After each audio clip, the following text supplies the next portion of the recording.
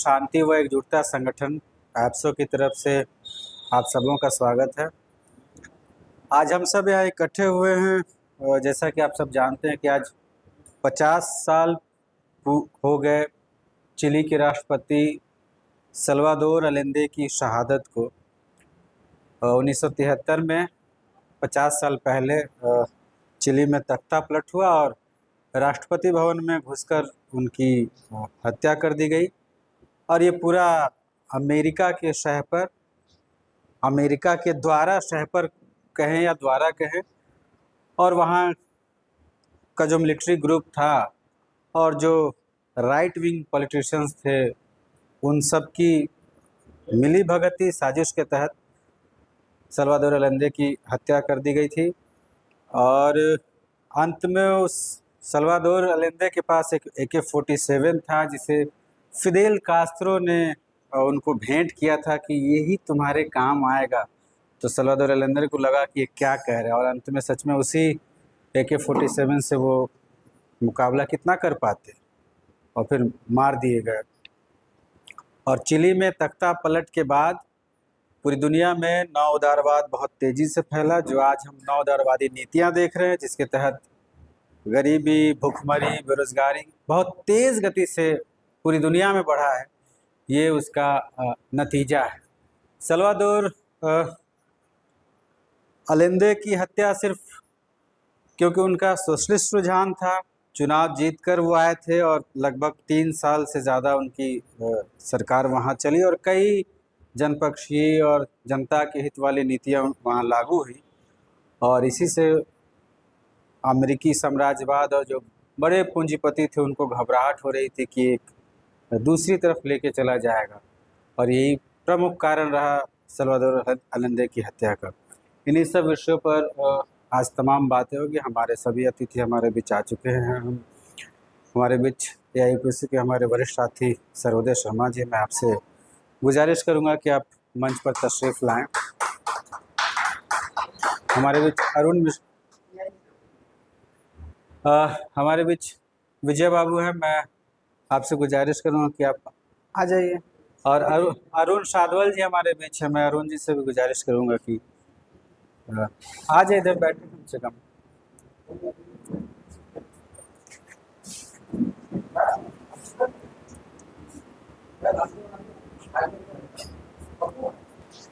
आ जाइए, पीछे आप आगे आ सकते हैं। सल्वादोर अलेंदे की क्रांतिकारी विरासत, ये हम लोगों ने विषय रखा है और जिसकी हम लोग चर्चा कर रहे थे कि कैसे चिली में पूरा लूट मचा था 1970 के पहले 69 तक, जब तक कि सल्वादोर अलेंदे की सरकार, वहाँ 6 पार्टियों की सरकार, और बहुत ज़्यादा गरीबी, लूट, अराजकता, वहाँ के जो नेचुरल रिसोर्सेज थे उस पर बिल्कुल अमेरिकी कब्जा था। और वही चुनाव में सल्वादोर अलेंदे और 6 जो संगठन थे, सोशलिस्ट पार्टी और कई जो लेफ्ट रुझान की पार्टियां थी, कम्युनिस्ट पार्टियां थी, वो सब ने एक इकट्ठा होकर एक यूनिटी बनाई और चुनाव में इसी के साथ गए और चुनाव में उनकी जीत हुई। और लगातार अमेरिका की कोशिश थी कि किसी भी सूरत में ये ना जीते, जीतने के बाद भी शपथ ग्रहण ना हो, ये सत्ता में ना आए, उसके लिए लगातार प्रयास जारी रहा। करोड़ों अरबों रुपए खर्च किए अमेरिका ने, उसके बावजूद भी सल्वादोर अलेंदे की सरकार चिली में बनी। बनने के बाद कई तरह के जनपक्षीय नीतियों को सल्वादोर अलेंदे ने चिली में लागू किया। कॉपर वहाँ बहुतायत में पाया जाता है और कई सारे नेचुरल रिसोर्स जो उसके थे उस पर पूरी तरह से अमेरिका का कब्जा था। उसको सारी चीज़ों को नेशनलाइज किया सल्वादोर अलेंदे ने। और सबसे खास बात रही कि थर्ड वर्ल्ड कंट्री के साथ तब तक 1969 में ऑब्जर्वर का स्टेटस था, नॉन अलाइनमेंट जो ग्रुप था उसमें चिली का, और 71 में वो फुल फ्लेज सदस्य बन जाता है। और जितनी तीसरी दुनिया के देश है सबके साथ मिलकर और एक नए तरह की इकोनॉमी, नया इकोनॉमिक ऑर्डर, जिसमें साधनों संसाधनों का इस्तेमाल पब्लिक के लिए हो और रिसोर्स सस्ते हो, साइंस का विकास हो और जो साम्राज्यवादी मुल्क है उनके कहने पर ना चले, बल्कि हम अपना एक बनाए। और जब सेंटियागो में ही यूनाइटेड नेशन का जो वो व्यापार संगठनों की जो बैठक हुई, तो उसमें चिली की तरफ से सल्वाडोर अलेंदे ने बहुत सारी बातें रखी, बहुत सारी योजनाएं रखी, और जिससे कि अमेरिकी साम्राज्यवाद को घबराहट हुई कि ये तो बिल्कुल ही सोशलिज्म की तरफ बढ़ रहा है, और जिससे उनको लगा कि अगर ये आ जाएगा तब तो बहुत मुश्किल होगी। और लगातार 3 वर्षों में सारी चीज़ों का राष्ट्रीयकरण करना, लूटपाट को रोकना, ये नया इकोनॉमिक ऑर्डर बनाना, तीसरी दुनिया एशिया अफ्रीकन देशों के साथ एक कंबाइन बनाना, नई एजुकेशन पॉलिसी, इकोनॉमिक पॉलिसी, ये सारा कुछ रखना, और यही सारी चीज़ें सल्वाडोर अलेंदे के लिए और चिली के लिए घातक हुई। और 73 में हम देख रहे थे कि कुपोषण बहुत था। हर बच्चों को फ्री में दूध वहाँ पर डे आधा लीटर उपलब्ध कराया जाता था, जिससे कुपोषण कम होने में बहुत चिली में मदद मिली थी। और इन्हीं सब चीज़ों से घबरा करके अमेरिकी साम्राज्यवाद ने अंततः तय किया, और वहाँ जो पिनाशे, वो जो वहाँ का कमांडर था, और शिकागो बॉय के नाम से आप सब जानते हैं कि जो शिकागो यूनिवर्सिटी से सारी चीज़ें निकलती हैं, उनके तहत और पूरा कत्लेआम हुआ। जितने लेफ्ट लीनिंग के लोग थे उनको गिरफ्तार कर जेल में डाला गया, हत्याएं हुई, कई लोगों को मजबूरन भागना पड़ा। पाब्लो नेरुदा की हत्या हुई, फिर वो विक्टर जारा की हत्या हुई, और आर्ट कल्चर में काम करने वाले लोगों की हत्याएं हुई, गिरफ्तारी हुई, कई सारी पेंटिंग्स नष्ट कर दी गई, और पूरा की मतलब एक वातावरण बनाया गया। रोज़ बैठकें होती थी साम्राज्यवादियों की, और कि जिस तरह से इंडोनेशिया में हुआ था कि जकार्ता इज़ कमिंग, उसी तरह से कुछ करके, और मतलब सैकड़ों हज़ारों लोगों की हत्याएं हुई, लूटपाट हुआ, और सल्वाडोर अलेंदे की हत्या हुई। उसके बाद फिर से वो जो एक नई दुनिया बन सकती थी, नया इकोनॉमिक ऑर्डर आ सकता था, जो गरीब मुल्कों के लिए, खासकर गरीब मुल्कों के लिए फ़ायदेमंद था, उसको गहरा धक्का लगा। उसके बाद देखिए कि पूरी दुनिया में नवोदारवाद बहुत तेज़ी से फैला। ये 50 साल उसके सबक है कि कैसे हम बड़े पैमाने पर एकजुटता बनाएं मुल्कों के साथ, और जो साधारण लोगों के पक्ष में जिस तरह की पॉलिसियाँ होनी चाहिए वो नहीं है। भारत में भी स्थिति अभी तो पूरी दुनिया में अमेरिका की जय जय है, हर जगह लूटपाट है, युद्ध का वातावरण है, ये सारी चीज़ें हैं। इसी सब संदर्भ में आज हमारी बातचीत यहाँ होगी। और याद करना इसलिए भी ज़रूरी है कि वो जो विरासत सल्वाडोर अलेंदे छोड़ गए हैं, वो संघर्ष का रास्ता, और उसी से दुनिया बेहतर हो सकती है। जो पूंजीपति मुल्क नहीं चाहेंगे, जो साम्राज्यवादी मुल्क है वो नहीं चाहेंगे कि उस रास्ते पर दुनिया आगे बढ़े। इन्हीं सब मसलों पर बातचीत करेंगे। तो हम चाहेंगे कि सबसे पहले सर्वदेव शर्मा जी हमारे बीच हैं, हमारे AI प्रोफेसर के महासचिव बिहार के, वो अपनी बात रखें।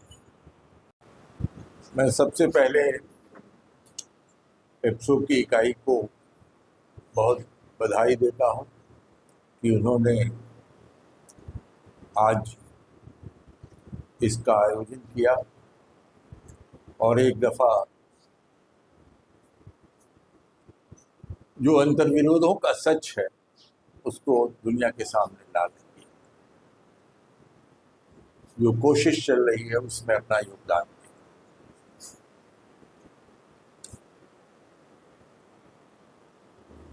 मैं ज़्यादा नहीं बोलना चाहता हूं कि आप इसमें आगे बढ़कर हिस्सा लें। आमतौर पर ये प्रचार किया जाता है कि कम्युनिस्ट हिंसा के समर्थक और समाजवाद एक वायलेंस से जुड़ा हुआ सिद्धांत। यह प्रचार मीडिया का क्रिएशन है, और पूंजीवादी जो प्रचार मीडिया है वो दिन रात इस काम में लगा रहता है। अभी पिछले महीने अगस्त जो हमने पूरा किया, उसमें हिरोशिमा और नागासाकी दिवस मनाया। वो इस बात को बहुत साफ रेखांकित करता है और डंके की चोट पर कहता है कि दुनिया में आणविक बम जब बना तो उसका भी पहला इस्तेमाल साम्राज्यवादी ताकतों ने ही किया और उससे मानवता को कितनी नुकसान हुआ, कितनी तबाही हुई और एक तीसरे विश्व युद्ध की पृष्ठभूमि तैयार हो गई। आज कहीं भी युद्ध हो रहा है, जैसे दो युद्ध चल रहे हैं लंबे समय से, एक रूस और यूक्रेन के बीच और दूसरा इजराइल और फिलिस्तीनियों के बीच, उसमें भी कई दफा प्रचार माध्यमों से इस बात को कहा जाता है कि आणविक इस्तेमाल भी, हथियारों का इस्तेमाल भी किया जा सकता है। पहले इस तरह की बात होती थी कि इसका शांतिपूर्ण ढंग से इस्तेमाल किया जा सकता है, लेकिन अब तो जब भी कोई युद्ध छिड़ता है या कोई बड़ा अंतर्विरोध दुनिया के सामने आता है, एक लंबी लड़ाई होती है, तो आणविक युद्ध का खतरा मंडराने लगता है और हम सब लोग ये सोचने लगते हैं कि कैसे युद्ध रुके और कैसे आणविक का खतरा टाला जाए। कम्युनिस्ट इंटरनेशनल का बहुत पुराना ये विश्लेषण है कि इस दुनिया में 4 प्रकार के प्रधान अंतर्विरोध हैं: साम्राज्यवाद और समाजवाद के बीच, साम्राज्यवादी देशों का परस्पर अंतर्विरोध, यानी कौन डोमिनेट करेगा दुनिया में, साम्राज्यवादी ताकतों में इसकी भी होड़ लगी रहती है।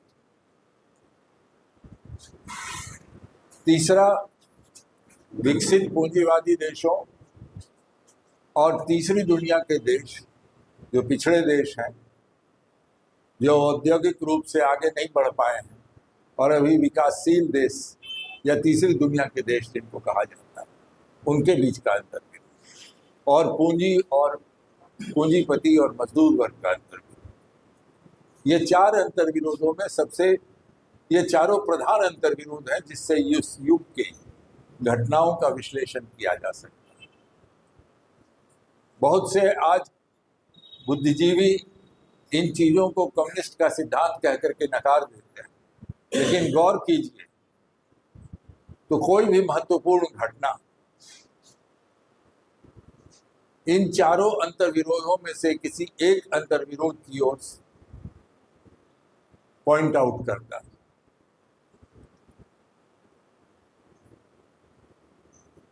प्रेसिडेंट एलेंडे की हत्या क्यों हुई? वो तो हिंसा के रास्ते नहीं आए थे सत्ता में, वो तो किसी हथियार का इस्तेमाल करके सत्ता में नहीं आए, वो तो पॉपुलर सोशलिस्ट पार्टी थी, उसके नेता थे और समाजवाद के नारे थे उनके साथ, समाजवाद का सिद्धांत था जिसके प्रचार प्रसार और शांतिपूर्ण उपयोग से जनता ने प्रभावित होकर के उनको चुना। यानी जिस तरह से भारत में हमने डेवलपमेंट बहुत बाद में देखा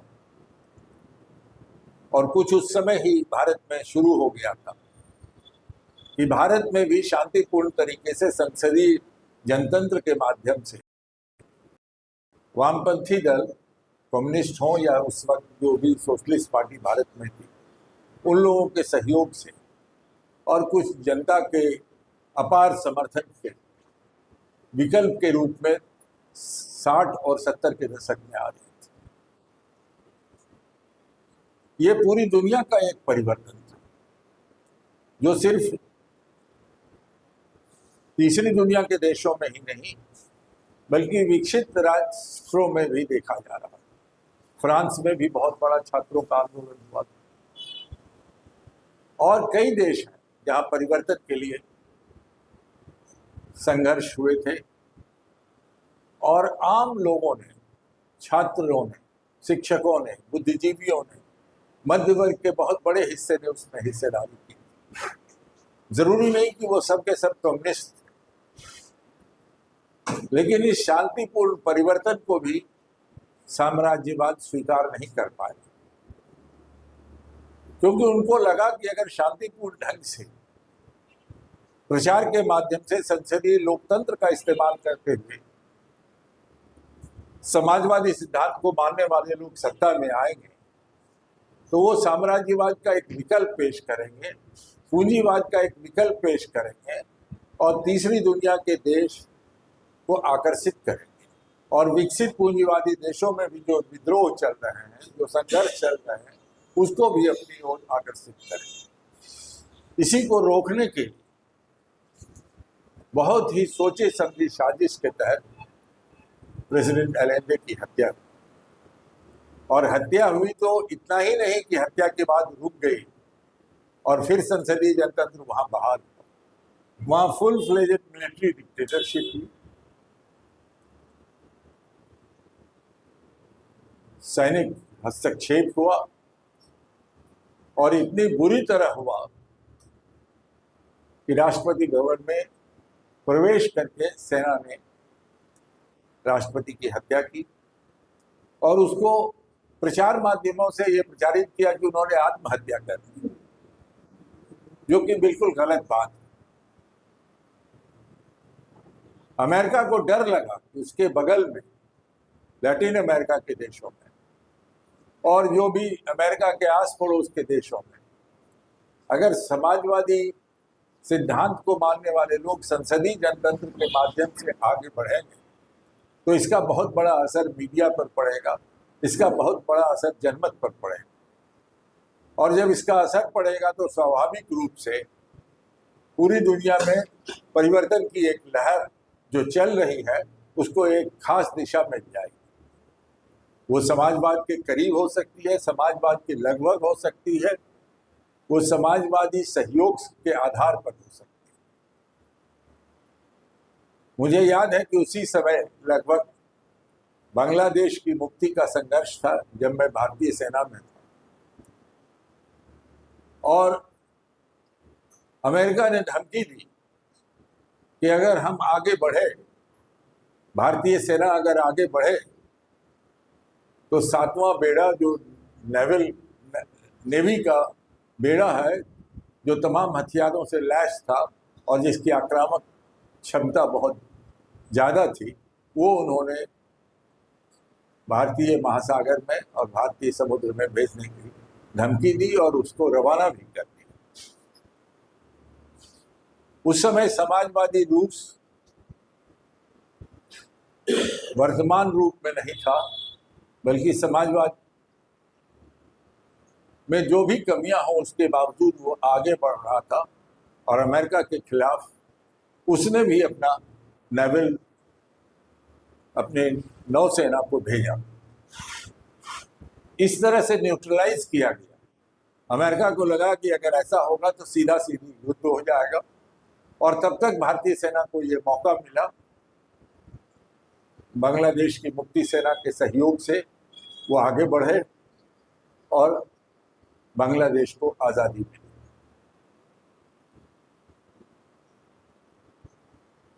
तो वो एक दौर था। वो दौर कभी धीमा पड़ता है, कभी तेज होता है, लेकिन ये दौर रुकने वाला नहीं,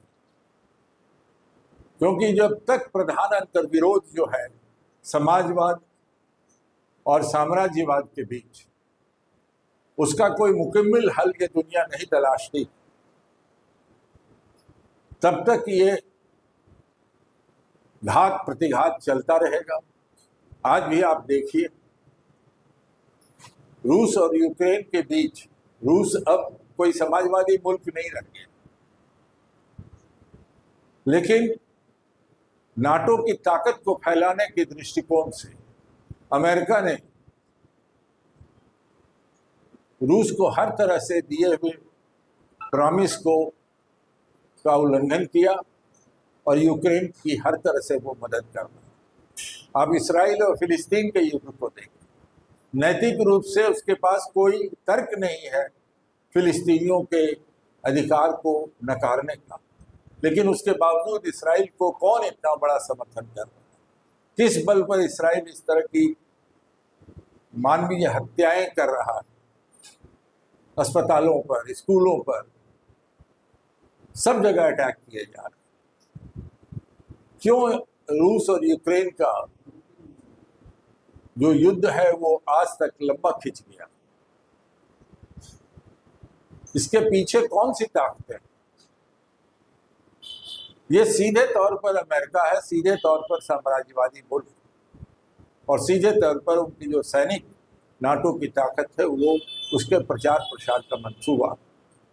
क्योंकि दुनिया आर्थिक रूप से ग्लोबलाइजेशन करने के बाद अब वो सैनिक रूप से भी पूरी दुनिया को एक बार फिर से नए सिरे से गुलाम बनाना चाहते हैं, आर्थिक नीतियों के और अपनी राजनीतिक ताकत के बूते पर। तो हमें ये याद रखना पड़ेगा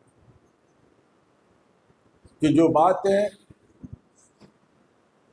समाजवाद का सिद्धांत गढ़ते वक्त हुई थी कि क्रांतिकारी ताकतों को अपनी सैनिक तैयारी भी करनी होगी। इसलिए नहीं कि हिंसा में हमारा विश्वास, इसलिए कि शासक वर्ग हिंसा के आधार पर अपनी सत्ता को कायम रखना चाहता है, और अगर उससे मुकाबला करना, अगर उसका जवाब देना और जनतांत्रिक ताकतों को भी शांतिपूर्ण ढंग से आगे बढ़ने का रास्ता तैयार करना, तो उसके लिए क्रांतिकारी ताकतों को भी अपनी सैनिक ताकत बनानी हो। क्योंकि अपार जन समर्थन के बावजूद अगर हमारे पास ताकत नहीं है, अगर हमारी मारक क्षमता नहीं है, अगर हमारे पास हथियार नहीं है, अगर हमारे पास लड़ाकू दस्ते नहीं हैं, तो हम शांतिपूर्ण तरीके से भी आज की दुनिया में आगे नहीं बढ़ सकता। इसलिए ज्यादातर दुनिया में हम डिफेंसिव बैटल लड़ रहे हैं, रक्षात्मक संघर्ष कर रहे हैं। यानी किसी तरह से जो पुराने आधार हैं या जनता के बीच जो लोकप्रिय समाजवादी सिद्धांत की पकड़ है, जो उसका प्रचार प्रसार है, उसको कैसे कुंद किया जा सके और कैसे साम्राज्यवाद की ताकत को बढ़ाई जा सके।